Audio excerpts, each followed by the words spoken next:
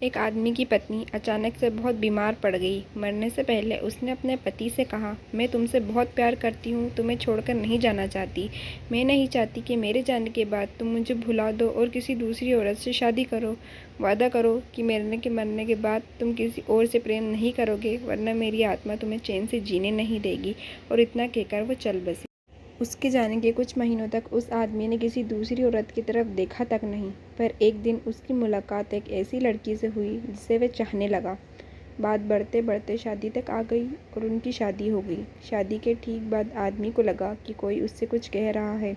मुड़कर देखा तो वो उसकी पहली पत्नी की आत्मा थी। आत्मा बोली, तुमने अपना वादा तोड़ा है, अब मैं हर रोज़ तुम्हें परेशान करने आऊँगी। और इतना कहकर वो गायब हो गई।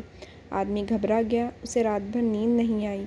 अगले दिन भी रात को उसे वही आवाज़ सुनाई दी, मैं तुम्हें चैन से नहीं जीने दूंगी। मैं जानती हूँ कि आज तुमने अपनी नई पत्नी से क्या क्या बातें की। और उसने आदमी को अक्षराक्ष एक एक बात बता दी।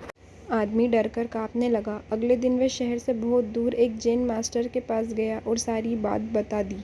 मास्टर बोले, ये प्रेत बहुत चालाक है, तभी तो मेरी एक एक बात उसे पता होती है। आदमी घबराते हुए बोला।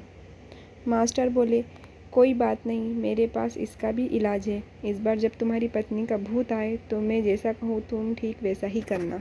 उस रात जब आत्मा वापस आई तो आदमी बोला, तुम इतनी चालाक हो, मैं तुमसे कुछ भी नहीं छिपा सकता। और जैसा कि तुम चाहती हो, मैं अपनी पत्नी को छोड़ने के लिए भी तैयार हूँ, पर उसके लिए तुम्हें एक प्रश्न का उत्तर देना होगा।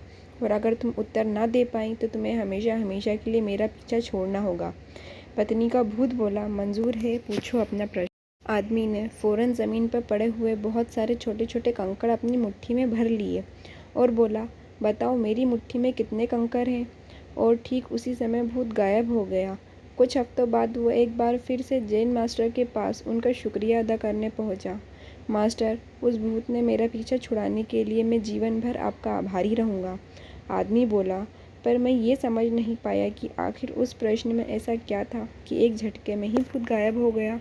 मास्टर मुस्कुराए, क्योंकि वो तुम्हारा बनाया हुआ ही भूत था, इसलिए जो कुछ तुम जानते थे वही वो भी जानता था। और यही कारण था कि मैंने तुम्हें वो कंकर वाले प्रश्न पूछने को कहा, क्योंकि मैं जानता था कि इसका उत्तर तुम्हें भी नहीं पता होगा और इसलिए भूत भी इसका उत्तर नहीं दे पाएगा और तुम्हें तुम्हारा दिमाग की उपज से छुटकारा मिल जाएगा। आदमी अब पूरी बात समझ चुका था। उसने एक बार फिर मास्टर को धन्यवाद किया और अपने घर लौट गया। फ्रेंड्स, कई बार हमारे मन में भी किसी पुरानी बात को लेकर एक गिल्ट फीलिंग रह जाती है। कहानी में भूत का आना उसी तरह की फीलिंग का एक एक्सट्रीम फॉर्म है, पर अधिकतर मामलों में हम किसी पुरानी घटना को याद कर अफसोस करते हैं और कभी कभार खुद पर क्रोधित भी हो जाते हैं। ऐसा बार बार करना गलत है। अपने भूत की वजह से अपने भविष्य और वर्तमान को बिगाड़ने में कोई समझदारी नहीं। इसलिए अगर आप भी किसी पुरानी घटना की वजह से अपराध बोध महसूस करते हैं तो ऐसा ना करें। गलतियां करना मनुष्य का स्वभाव है, सभी करते हैं। आपसे भी हुई तो कोई बात नहीं, उस घटना को पीछे छोड़ें और अपने जीवन को सार्थक बनाने की दिशा में काम करें।